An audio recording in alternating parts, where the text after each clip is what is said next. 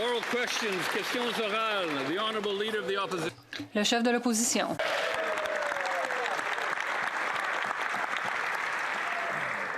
C'est maintenant la moitié de l'année fiscale et le premier ministre n'a même pas su introduire un budget, malgré le fait qu'il a réussi à doubler le déficit 2 fois plus élevé que Justin Trudeau. Quel accomplissement!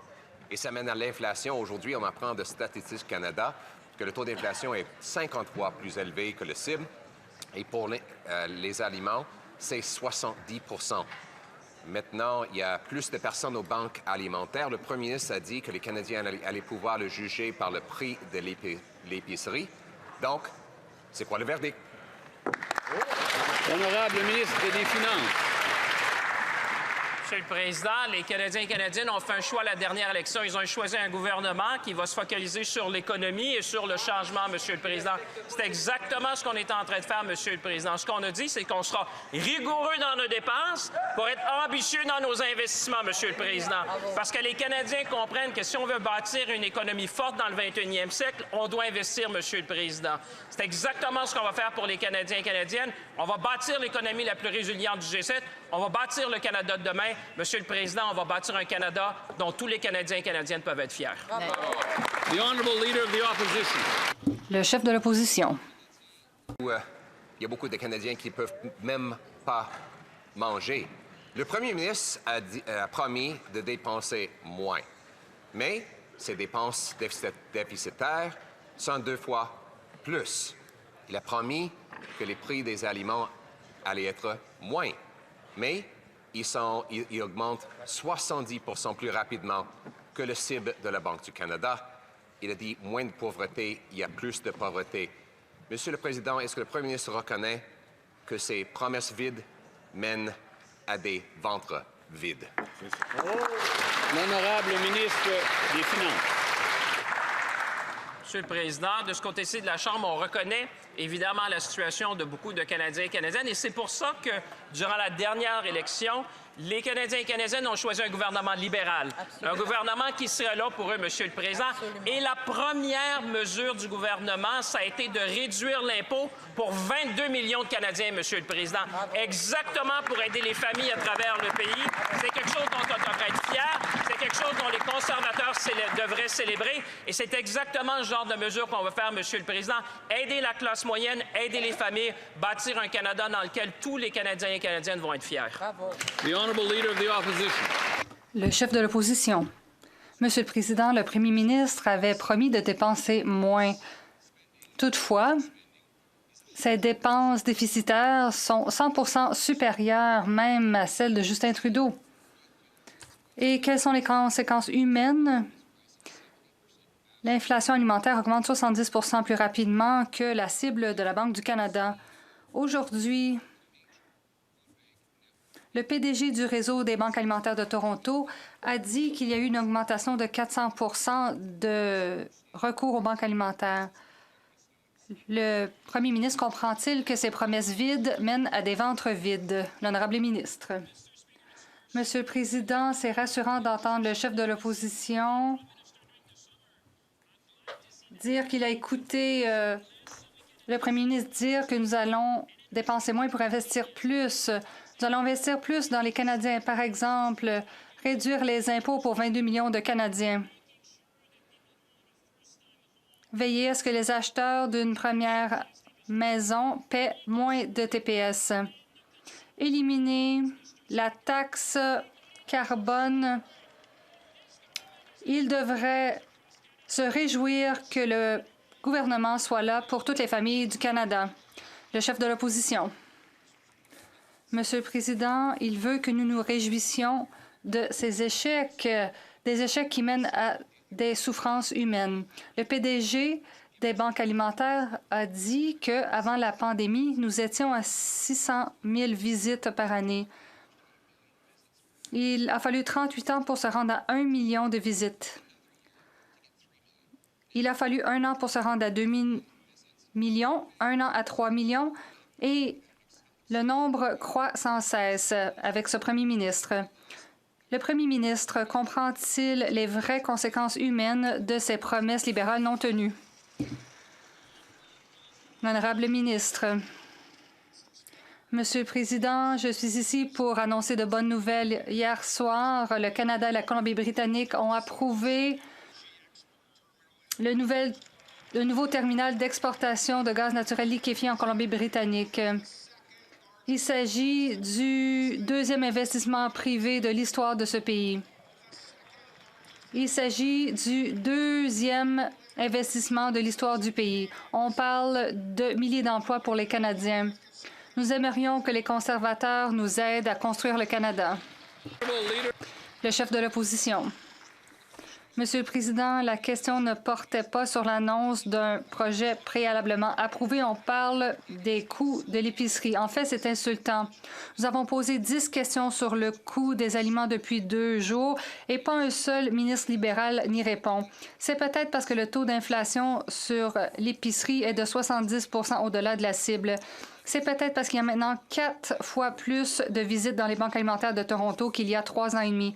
C'est peut-être parce qu'ils ont rompu leur promesse de stabiliser les prix à l'épicerie. C'est peut-être parce que le premier ministre avait promis qu'on pourrait le juger en fonction des prix à l'épicerie. Soit dit en passant, quel est le verdict? L'honorable ministre. Monsieur le Président, je sais que nous sommes tous préoccupés par les prix à l'épicerie. Nous sommes aussi préoccupés pour nos agriculteurs. Le principal coût pour les Canadiens, ce sont les coûts de logement. Comme je l'ai dit hier, les gens sont préoccupés par les coûts du logement. Ce gouvernement prend des mesures pour que le logement soit plus abordable. Le programme Maison Canada, les réductions de taxes et impôts feront une différence pour les gens. Le chef de l'opposition. Monsieur le Président, la question portait sur les prix à l'épicerie. Et il s'est levé pour annoncer qu'il va aider ses amis qui vont profiter de la bureaucratie de 13 milliards de dollars, une bureaucratie qui ne construira pas de maison et qui ne fera que récompenser les initiés libéraux qui, comme lui, ont l'habitude de doubler les prix de logement. Mais revenons à l'épicerie, ce qui doit se retrouver dans les assiettes des gens. Nous avons un nombre record de gens dans les banques alimentaires après que le premier ministre ait promis de rendre les prix de l'alimentation plus abordables. Comprend-il que ces promesses non tenues ont de réelles conséquences pour les Canadiens? L'honorable ministre, c'est gonflé de la part d'un député qui a voté contre les programmes scolaires alimentaires. On avait proposé de renforcer les filets de sécurité et il faut aussi aider les travailleurs à faible revenu à joindre les deux bouts. Les conservateurs votent contre ces mesures à chaque fois en cette Chambre. Belleuil-Chambly.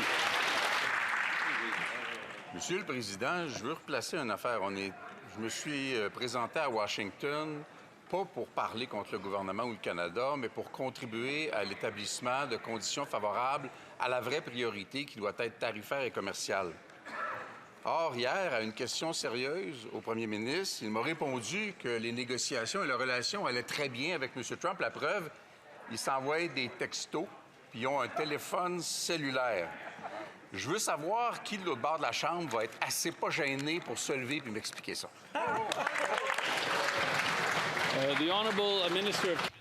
L'honorable ministre. Je remercie le chef du Bloc pour la question. Moi, je ne suis pas du tout gêné de rappeler aux députés à la Chambre et tous les Canadiens que nous sommes dans des discussions importantes avec les États-Unis sur 2 fronts. Comment améliorer à court terme les relations commerciales, évidemment focusées sur les secteurs stratégiques, l'acier, l'aluminium, les automobiles, le bois d'œuvre. Et en même temps, on prépare pour la révision, Monsieur le Président, de l'entente de libre-échange entre nos 3 pays. C'est un travail important qu'on a hâte de faire avec les Mexicains et avec les États-Unis. Honorable député de Belleuil-Chambly. Moi, ce que j'ai entendu à Washington, Monsieur le Président, c'est des gens déçus de l'absence du premier ministre, malgré, en effet, des visites du ministre, et des gens qui considèrent qu'il y a un certain manque de respect dans l'attitude du gouvernement qui dit que c'est fini la relation privilégiée avec les États-Unis. J'ai demandé au premier ministre de corriger ça hier. Est-ce que le gouvernement n'est pas inquiet que les États-Unis, légitimement, avant une négociation, soient inquiets, eux, de l'attitude du gouvernement du Canada. L'honorable ministre des Relations commerciales Canada-États-Unis.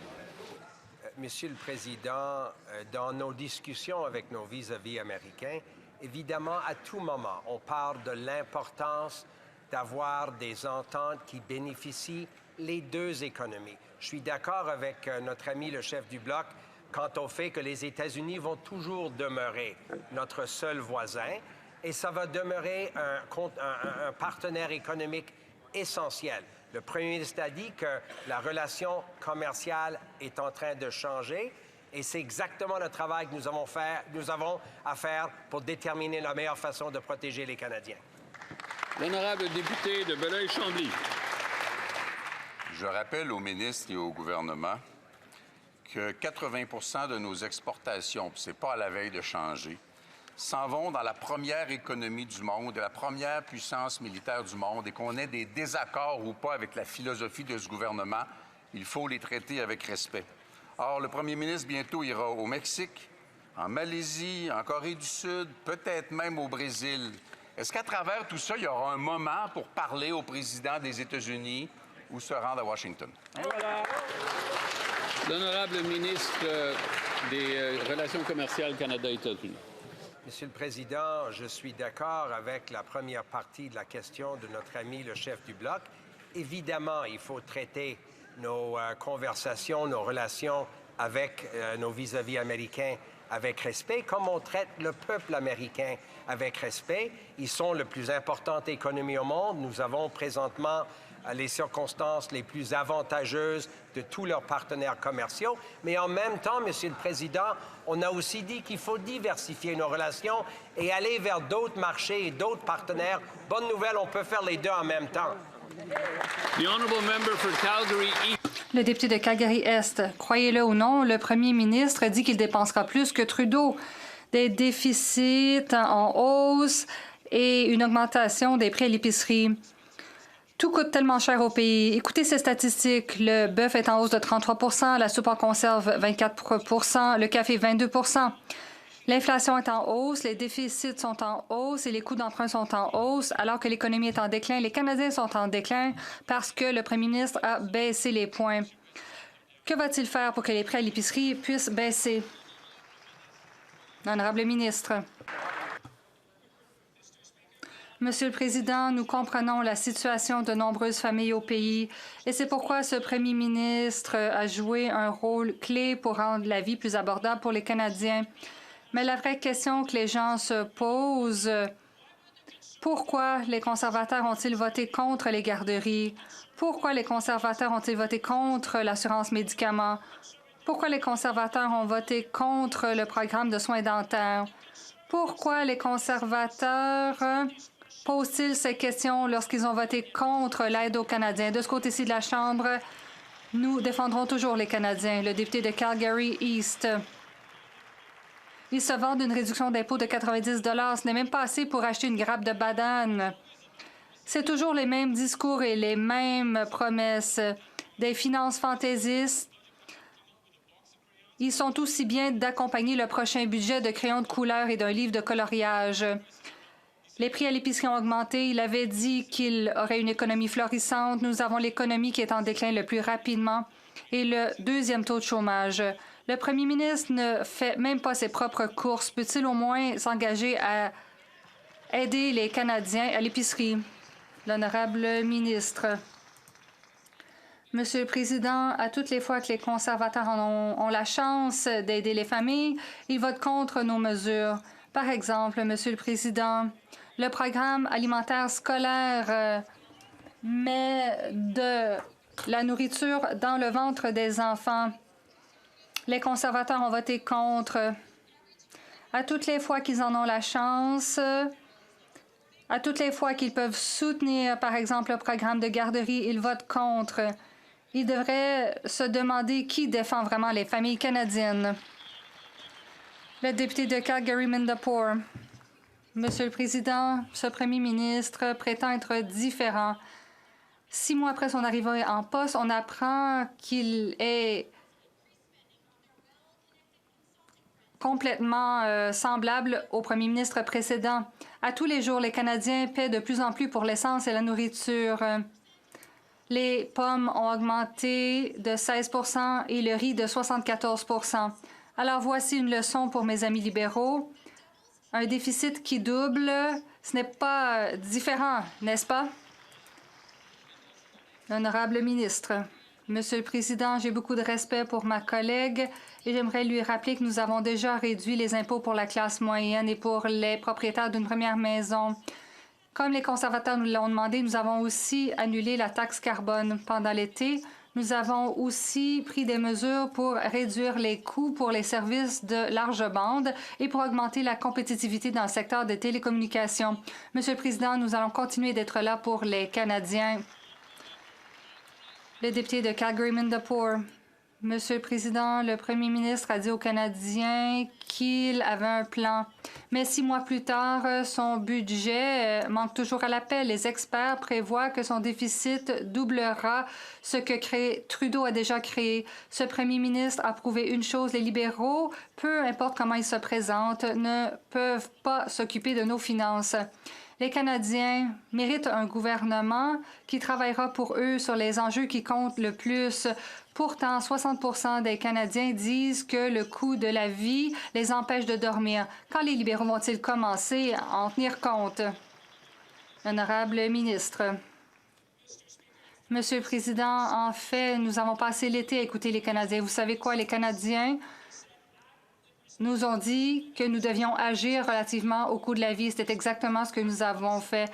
Nous avons réduit les impôts pour 22 millions de Canadiens. Nous avons réduit, ou plutôt nous avons mis en place un rabais pour les acheteurs d'une première maison. Ensuite, ils ont dit qu'ils voulaient que les logements soient plus abordables. Récemment, nous avons lancé le programme Maison Canada. Les conservateurs devraient se réjouir aujourd'hui au lieu de dénigrer le Canada et l'économie canadienne. Travaillons ensemble pour avoir un pays plus fort. Le député de Sarnia-Lambton, non.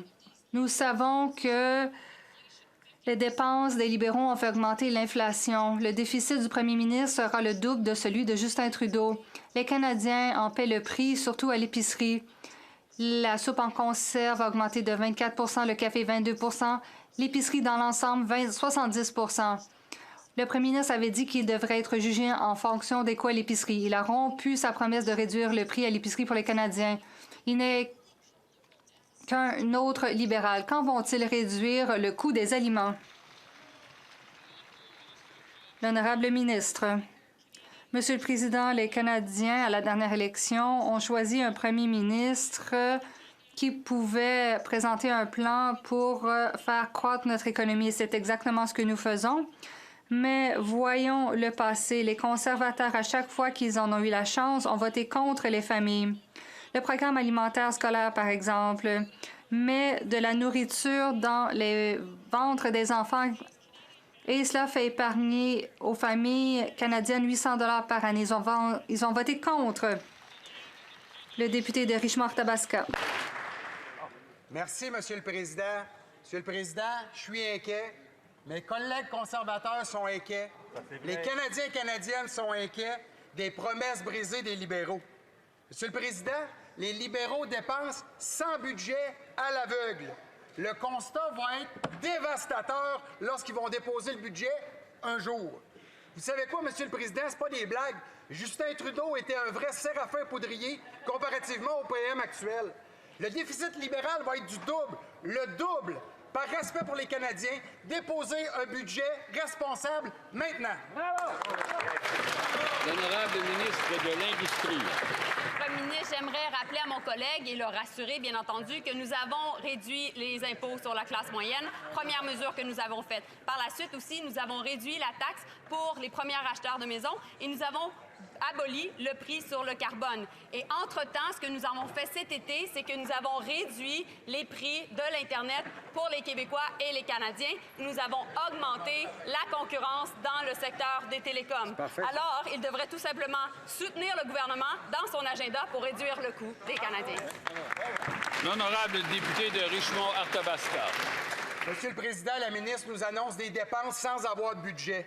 Après 6 mois, les promesses brisées des libéraux qui ont trompé les Canadiennes et les Canadiens, ce sont eux qui en paient le prix. Inflation de base, 50 % au-dessus de la cible. Prix des produits de l'alimentation, 75 % au-dessus de la cible. Le bœuf, raisin, le sucre qui a augmenté. J'invite le premier ministre à aller faire une épicerie pour acheter des fruits, de la légumes, de la viande, pour faire des repas de qualité. Ça va être quoi sa réponse aux Canadiens, aux Canadiennes? Qui va doubler le déficit? Que le taux de chômage est en augmentation? Que le prix va continuer à augmenter?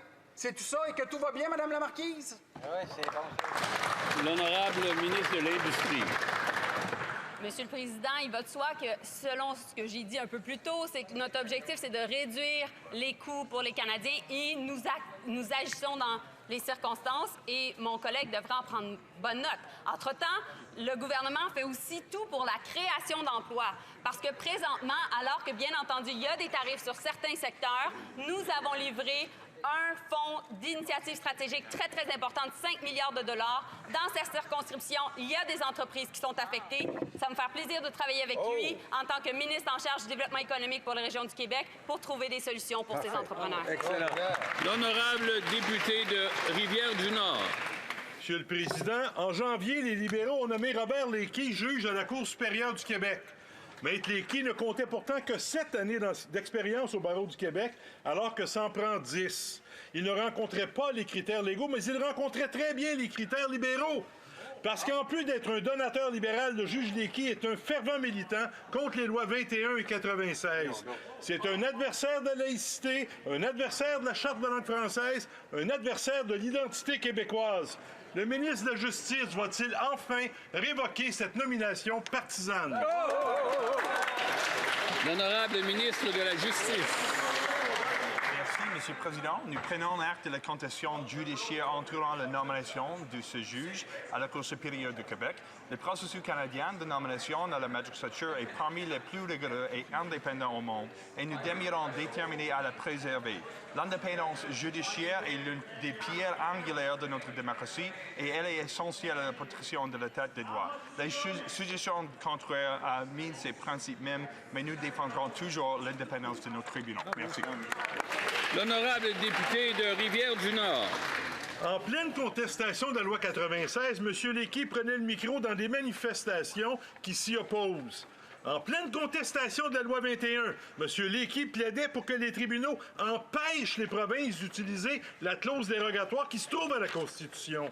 Et cet ennemi des lois du Québec, les libéraux l'ont nommé juge. En politique, on appelle ça pacte à la salle. Sauf qu'ici, la salle, c'est le tribunal. C'est la confiance de la population envers tout le système de justice qui est compromise par les nominations partisanes. Comment se fait-il que le ministre n'ait pas encore révoqué cette nomination? L'honorable ministre de la Justice. Monsieur le Président, il faut comprendre le processus par lequel nous nominons les juges. Nous avons des conseils indépendants de ceux qui sont experts pour évaluer les compétences des candidats. Il est important de maintenir l'indépendance de la magistrature si on veut bien servir les générations futures. De caractériser les personnes nommées comme ennemis de l'État, c'est dangereux. Nous voulons avoir une magistrature indépendante pour défendre notre démocratie pour les générations à venir. Le député de Tecumseh-Williambury. Le premier ministre a dit que les Canadiens le jugeraient en fonction des coûts à l'épicerie. Eh bien, son bilan est comme un yogourt expiré en plein juillet. Les prix à l'épicerie ont augmenté de 25 % parce que ces dépenses hors de contrôle font augmenter l'inflation. Les dépenses sont constatées non seulement dans le budget, mais aussi dans le portefeuille de toutes les familles. Va-t-il admettre que le fait de doubler le déficit ne fera qu'aggraver l'inflation alimentaire? L'honorable ministre. Monsieur le Président, il est important que les Canadiens puissent compter sur les services du gouvernement fédéral pour rendre la vie plus abordable. On parle par exemple d'un régime de soins dentaires. Beaucoup de gens dans ma circonscription m'ont dit à quel point les programmes du gouvernement fédéral avaient rendu la vie plus simple pour eux. On parle de mesures qui aident les Canadiens et nous continuerons à défendre les Canadiens. Le député de New Tecumseh. Personne ici n'aurait faim si on pouvait remplir le panier d'épicerie de toutes ces excuses. Aujourd'hui, 25 des ménages ne peuvent pas se payer l'épicerie. Certaines familles sautent des repas. C'est le résultat direct des dépenses des libéraux. Le premier ministre va-t-il finalement reconnaître qu'il n'a pas tenu sa promesse et que ses dépenses hors de contrôle nuisent aux Canadiens? L'honorable ministre. Monsieur le Président, les Canadiens comprennent la différence entre des investissements et les compressions. C'est pourquoi ils nous ont choisis aux dernières élections. Nous allons créer des emplois qui veilleront à ce que les Canadiens et leurs enfants aient un avenir brillant. Monsieur le Président, l'allocation canadienne aux enfants offre 7 700 $ par enfant à chaque année. Cela change la vie des familles. Les Canadiens savaient que ces mesures risquaient d'être éliminées si les conservateurs étaient élus le député de Long Range Mountain. Monsieur le Président, le premier ministre a déclaré que les Canadiens le jugeraient en fonction des coûts à l'épicerie. Eh bien, les Canadiens le jugent effectivement et 25 des ménages canadiens ont du mal à se nourrir et le recours aux banques alimentaires est passé de 600 000 à 4 millions à la banque alimentaire la plus importante à Toronto. Encore une promesse libérale non tenue. Le premier ministre comprend-il que le pays est confronté à une crise du coût de la vie? Le premier ministre admettra-t-il que doubler son déficit ne fera qu'ajouter de l'huile sur le feu de l'inflation alimentaire? L'honorable ministre. Monsieur le Président, il n'y a pas très longtemps, les Canadiens ont eu le choix. Ils pouvaient choisir les conservateurs qui promettaient des compressions, chose qui était inacceptable pour les Canadiens. Ils ont choisi un premier ministre qui investit en eux, qui investit dans leur famille, qui investit dans la croissance que méritent les Canadiens. C'était le résultat des Canadiens, des élections. Les conservateurs savent qu'ils ont voté contre les familles à toutes les fois qu'ils en ont eu l'occasion. L'honorable député de Long Range Mountains. Monsieur le Président, malgré ces tentatives de nous détourner l'attention, partout où je vais dans ma circonscription à Terre-Neuve-et-Labrador, j'entends les mêmes inquiétudes. Les gens ont du mal à arriver, les familles ont du mal à mettre de la nourriture sur la table. On est devant une crise nationale. Un nouveau rapport de Banque alimentaire Canada accorde à ce gouvernement libéral une note d'échec en matière de sécurité alimentaire. Les aliments à l'épicerie augmentent en prix. Et le premier ministre va-t-il admettre qu'en doublant le déficit, l'inflation alimentaire ne fera qu'empirer? L'honorable ministre de l'Emploi et des Familles. Monsieur le Président, les conservateurs veulent faire des compressions dans les choses dont les Canadiens ont besoin, mais de notre côté, on veut investir. Nous avons enlevé la taxe carbone, réduisant ainsi le prix de l'essence pour les Canadiens. Nous investissons pour créer des emplois. Nous investissons pour le perfectionnement des compétences pour faire en sorte que les Canadiens et leurs enfants aient toutes les chances de réussir. Les conservateurs, eux, ont voté contre toutes ces initiatives. L'honorable député de Battlefords, Lloydminster, Meadow Lake.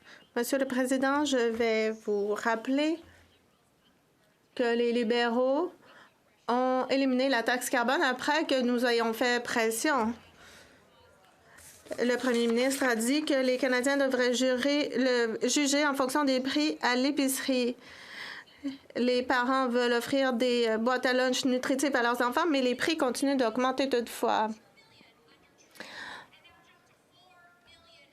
2 millions de personnes ont eu recours aux banques alimentaires sous Trudeau et maintenant on en est à 4 millions. Le premier ministre va-t-il admettre tout de suite qu'en doublant le déficit, l'inflation alimentaire ne fera qu'empirer? L'honorable ministre de l'Emploi et des Familles. Monsieur le Président, je suis d'accord pour une fois avec la députée de l'autre côté. Les familles canadiennes se fient au gouvernement pour faire en sorte que leurs enfants aient des boîtes à lunch nutritives. C'est pourquoi nous avons des partenariats pour des programmes d'alimentation à l'école. C'est un programme contre lequel les conservateurs ont voté. Les conservateurs, chaque fois qu'ils ont la chance d'aider les familles, ils votent contre. L'honorable député de Dorval-Lachine-LaSalle. Monsieur le Président, les Canadiens ont accordé au gouvernement un mandat clair pour bâtir une économie qui défend le travailleur et l'industrie et qui rend la vie plus abordable pour les Canadiens. Nous avons réduit les impôts pour 22 millions de Canadiens. Nous avons éliminé la TPS pour la plupart des premiers acheteurs d'une propriété. Nous avons retiré la taxe carbone à la consommation et nous avons défendu le secteur de l'aluminium et de l'acier.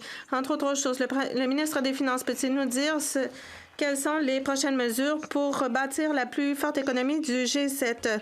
L'honorable ministre, c'est une bonne question, Monsieur le Président. Nous allons présenter un budget le 4 novembre ici en cette Chambre. Ce sera un budget pour de l'investissement digne d'une génération dans notre pays. Nous allons bâtir l'économie la plus forte du G7. Nous allons bâtir comme jamais auparavant. Nous allons amener le pays dans le 21e siècle. Nous sommes ici au Canada. L'honorable député de Dufferin-Caledon.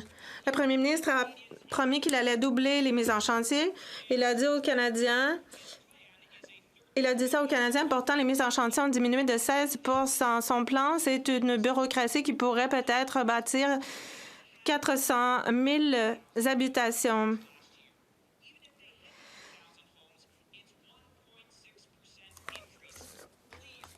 Même s'ils atteignaient leur objectif, ce serait une augmentation de 1,6 % par rapport aux mises en chantier de l'année dernière. J'espère que ce n'est pas vraiment leur plan. L'honorable ministre du Logement et de l'Infrastructure. Merci, Monsieur le Président. Je sais que les conservateurs ont du mal à calculer, mais je pense qu'on peut les aider. On veut investir 13 milliards de dollars pour le logement abordable, et ça partout au pays. Ces premières 400 000 habitations se trouveront sur des terres fédérales et ceci permettra de lancer ce projet pour des logements abordables. Et nous construirons des centaines de milliers d'habitations partout au pays. Nous comptons sur le soutien de tous les partis à la Chambre. L'honorable député de Dufferin-Caledon, 4 milliards de dollars pour 400 000 habitations, ce n'est pas abordable. On comprend où ce plan a été conclu. Le ministre responsable a supervisé les choses à Vancouver et les prix des logements ont doublé sous sa gouverne. On dirait que pour trouver la bonne personne pour leur agence de logement, ils ont demandé quelqu'un qui était incompétent. J'espère que ce n'est pas vraiment leur plan pour construire des logements. L'honorable ministre du Logement et de l'Infrastructure.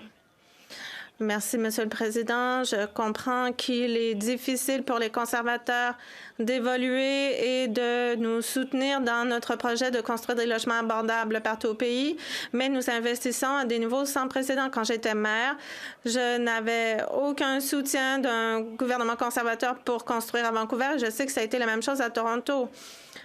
Nous soutenons les gouvernements locaux et nous allons construire des centaines de milliers de logements. Nous allons constater de grands progrès. L'honorable député de Northumberland-Clark.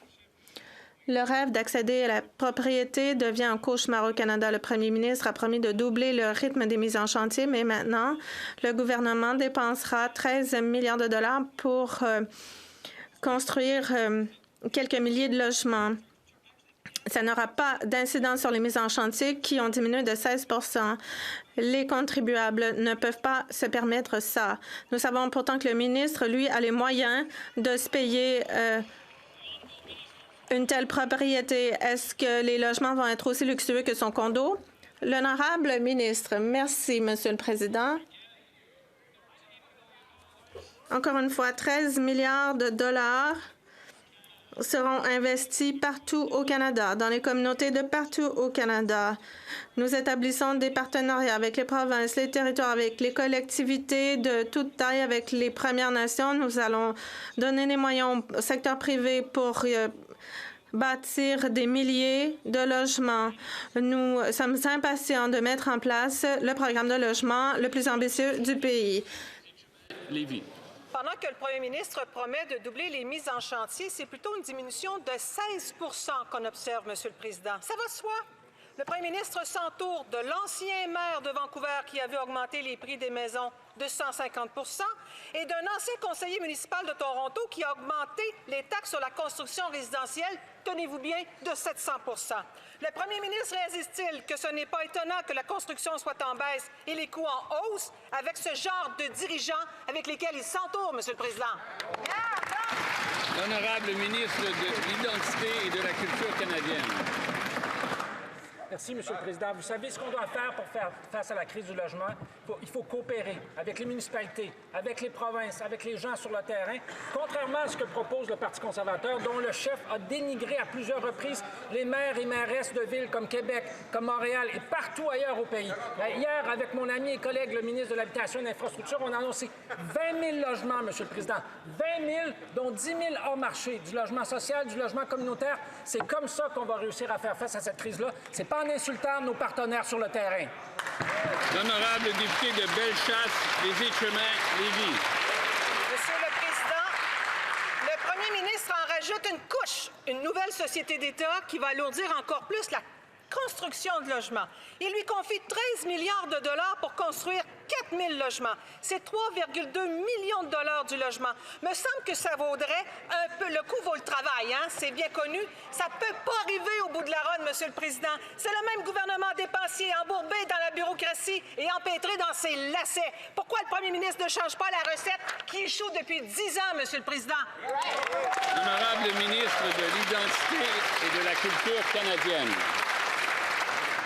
Monsieur le Président, contrairement à ce qu'affirment les députés de l'autre côté de la Chambre, il faut savoir de quoi on parle. Je suis membre fondateur d'une coopérative d'habitation. Je sais très bien que pour faire atterrir ces projets-là, il faut travailler ensemble.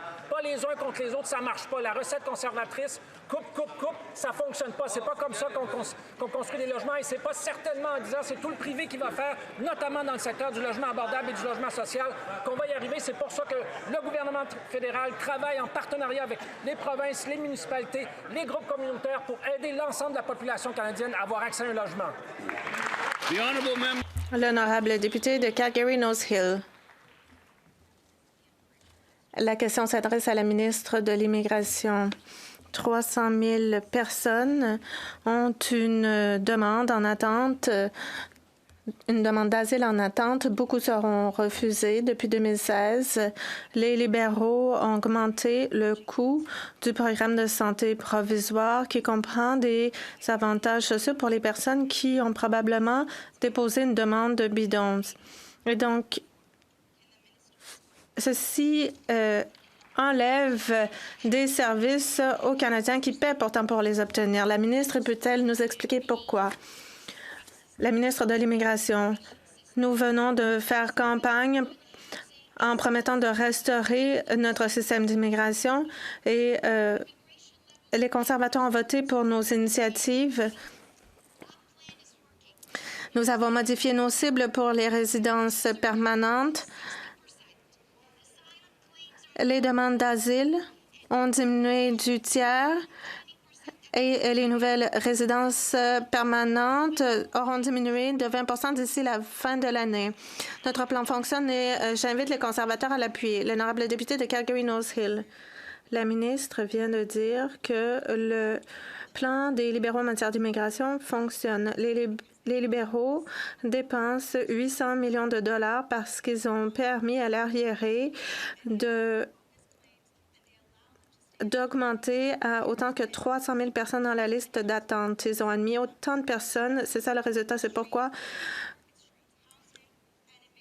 ils ont dû modifier leur programme. Et ceci cause une pression sur les logements, sur les soins de santé. Est-ce vraiment ce qu'elle croit du système d'immigration quand elle dit qu'il fonctionne? Il y a quelques mois, entre beaucoup de choses, c'est de rétablir la vitalité de notre système d'immigration afin d'alléger la crise sur le logement et les services, et nos mesures fonctionnent. Les admissions de nouveaux étudiants et de travailleurs temporaires ont diminué de plus de 60 %. Les demandes d'asile ont diminué d'un tiers et le nombre de nouveaux résidents sera réduit de 20 %. Et avec le projet de loi C2, on fera plus. J'invite les parlementaires à les souhaiter. L'honorable député de Newmarket-Aurora. Cet été, j'ai parlé à des agences de Newmarket et j'ai appris qu'ils ont besoin davantage de services en santé mentale, mais les fonds ne sont jamais suffisants. Les jeunes ont besoin de conseils en matière de santé mentale, mais les faux demandeurs d'asile mettent de la pression sur le système. Beaucoup de Canadiens qui ont payé des impôts pendant toute leur vie ne peuvent pas se permettre des services de thérapie. Pourquoi est-ce que la ministre ne met pas fin à l'abus du système de demande d'asile? L'honorable leader du gouvernement en Chambre. Monsieur le Président, je veux simplement dire que nous sommes saisis ici même au Parlement d'un projet de loi qui donnerait une autorité à ma collègue, la ministre de l'Immigration, la capacité de mieux traiter du dossier des demandeurs d'asile. Nous savons que les pressions migratoires se feront de plus en plus sentir et nous voulons des frontières plus robustes. Nous voulons nous accorder les pouvoirs législatifs nécessaires pour traiter la question, mais on ne sait pas quelle est la position des conservateurs. Vont-ils nous aider à faire adopter le projet de loi pour réparer le système d'immigration? L'honorable député de Markham-Unionville. La question s'adresse à la ministre d'Immigration. Les aînés dans le Grand Toronto doivent choisir entre se chauffer et manger. Au cours de la dernière décennie, les libéraux ont dépensé davantage pour accorder des prestations à des groupes qui font des demandes d'asile bidons. Les aînés en souffrent en conséquence. Le système de demandeurs d'asile était autrefois empreint de compassion. Maintenant, il est un échec et laisse tomber tout le monde. L'honorable secrétaire d'État pour les aînés. Monsieur le Président, notre nouveau gouvernement continue d'offrir des programmes robustes aux aînés. Nous savons que les aînés doivent pouvoir prendre leur retraite dans la dignité et les aînés doivent pouvoir avoir accès à des lits en soins de longue durée et à des logements où ils peuvent vieillir. Nous devons travailler pour que les aînés puissent prendre leur retraite dans la dignité et nous avons augmenté les prestations de 10 % en 2022. Monsieur le Président, le Canada et le Québec sont à la croisée des chemins. Le système commercial mondial a été bouleversé, les chaînes d'approvisionnement perturbées et les nouvelles technologies comme l'intelligence artificielle promettent de transformer radicalement notre façon de vivre et de faire du commerce. Monsieur le Président, les Canadiens ont confié à ce gouvernement un mandat fort pour s'attaquer à cette crise. Et le prochain budget fédéral, qui oui s'en vient, présentera le plan du gouvernement pour bâtir une économie canadienne forte, la plus forte du G7. Le ministre des Finances peut-il informer la Chambre des prochaines étapes de ce processus crucial? Honorable ministre des Finances. Monsieur le Président, je voudrais remercier mon collègue pour son excellente question. On présentera justement un excellent budget le 4 novembre prochain dans cette Chambre-là, Monsieur le Président. Ça sera un investissement générationnel dans notre avenir, Monsieur le Président. Ça sera un budget pour construire notre pays. Ça sera un budget pour protéger nos communautés. Ça sera un budget pour bâtir notre économie. Monsieur le Président, nous allons bâtir l'économie la plus résiliente du G7. Monsieur le Président, nous allons bâtir le Canada du 21e siècle. Vive le Canada, Monsieur le Président! L'honorable député de Chilliwack-Hope. Les attentes envers le premier ministre étaient faibles, mais là, il est premier ministre depuis 6 mois. On n'a toujours pas de budget. Le premier ministre a dit qu'il dépenserait moins que Trudeau, mais le déficit sera probablement 2 fois plus élevé que celui qui a forcé l'autre premier ministre à démissionner. Alors, il s'agit de promesses rompues de la part des libéraux. C'est un leurre. Ça fait augmenter l'inflation et les prix des aliments à l'épicerie montent en flèche. Le premier ministre va-t-il admettre que ces promesses font en sorte que les Canadiens ne peuvent plus arriver? Mr. Speaker. Le ministre des Finances. Monsieur le Président, maintenant que les conservateurs connaissent la date du budget, j'espère qu'ils sont prêts à retourner en circonscription pour expliquer à leurs électeurs tous les investissements dignes d'une génération que nous ferons. Je suis certain qu'ils retourneront dans leur circonscription pour dire que le budget aidera à protéger leur collectivité, le budget aidera les Canadiens à avoir plus de moyens et il nous permettra d'avoir l'économie la plus forte du G7. Ensemble, nous allons y arriver. L'honorable député de Chilliwack-Hope. Les chiffres d'inflation alimentaire sont sortis. C'est encore plus surprenant pour les Canadiens. Les prix à l'épicerie ont augmenté de 70 %. Depuis que les libéraux sont au pouvoir, les aliments ont augmenté de 40 %. Plus de Canadiens ont recours à la banque alimentaire chaque mois. Alors, on connaît le verdict. Les libéraux ont rompu leurs promesses. Ils ont fait de la fausse publicité et doubler le déficit ne fera qu'augmenter l'inflation du prix des aliments. L'honorable ministre des Sports. L'hypocrisie de la part de conservateurs est ahurissante. Ils n'ont pris connaissance d'aucune des recommandations dans ce rapport des banques alimentaires. Plus tôt cette année, le chef des conservateurs a perdu son emploi, mais il n'a pas perdu sa résidence. Et ça, c'est parce qu'il vit dans une maison subventionnée par les contribuables. Et pourtant, quand on parle de subventionner les logements, il parle de mesures dignes de l'époque soviétique. L'honorable député de Airdrie Cochrane.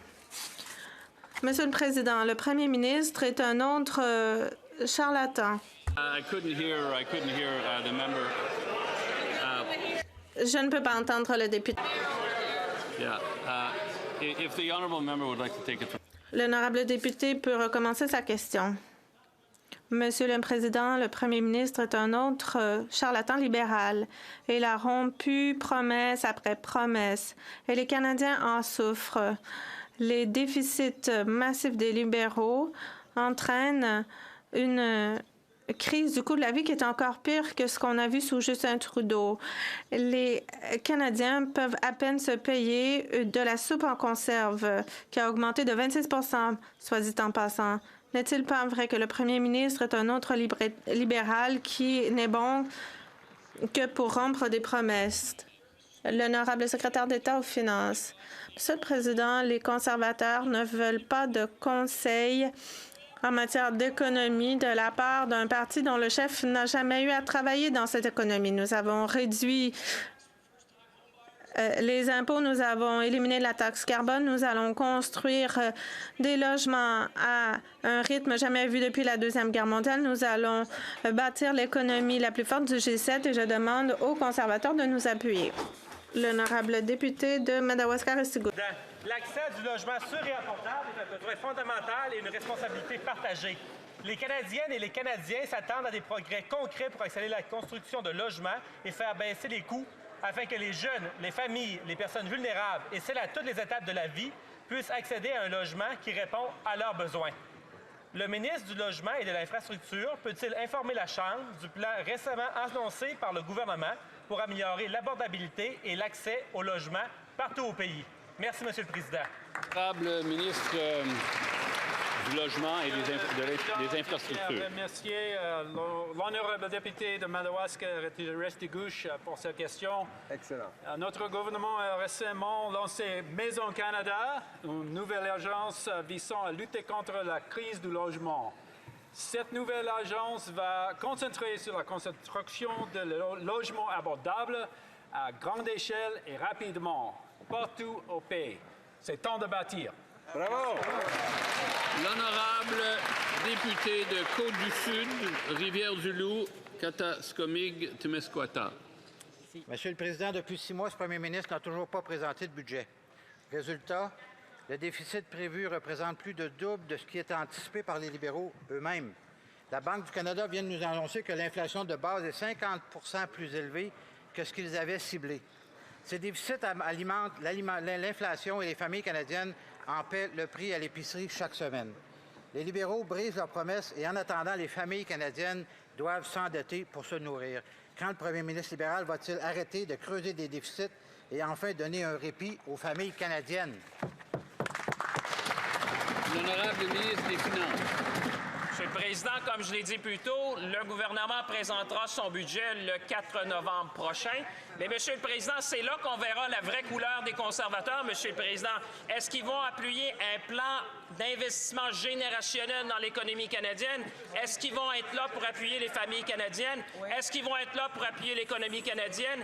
Est-ce qu'ils vont être là pour appuyer les travailleurs canadiens et canadiennes? Monsieur le Président, la dernière fois qu'on a présenté des mesures pour aider les Canadiens, ils ont voté non. Cette fois-là, Monsieur le Président, les Canadiens vont les regarder et on s'attend à ce que tous les députés appuient le budget, Monsieur le Président, pour faire avancer le Canada.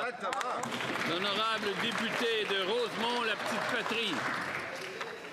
Le 17 août, les agents de bord d'Air Canada se mettent en grève pour se faire payer le travail qu'ils font avant les vols. La même journée, juste quelques heures plus tard, la ministre de l'Emploi utilise l'article 107 du Code canadien du travail pour mettre fin aux moyens de pression. C'est une attaque majeure contre les droits des travailleurs et des travailleuses. C'est une attaque contre la libre négociation. C'est un cadeau à une compagnie qui attendait juste ça de la part du gouvernement.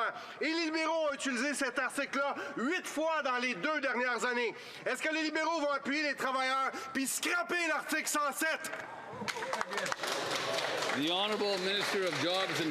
L'honorable ministre de l'Emploi et des Familles.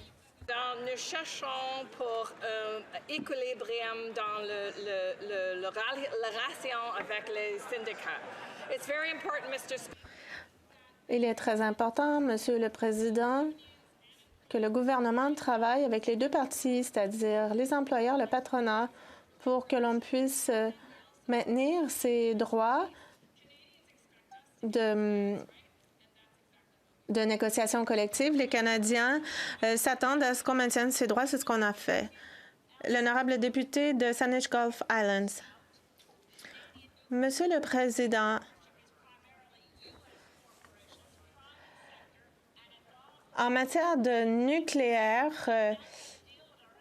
il y a des ententes avec SNC-Lavalin, avec Atkins, qui font fonctionner des laboratoires nucléaires et le Canada leur a accordé le plus gros contrat jamais vu, 24 milliards de dollars. C'est en train d'être examiné par le Bureau de la concurrence. Quand est-ce qu'on verra les résultats? Est-ce qu'on fait juste donner tout ça à Trump maintenant?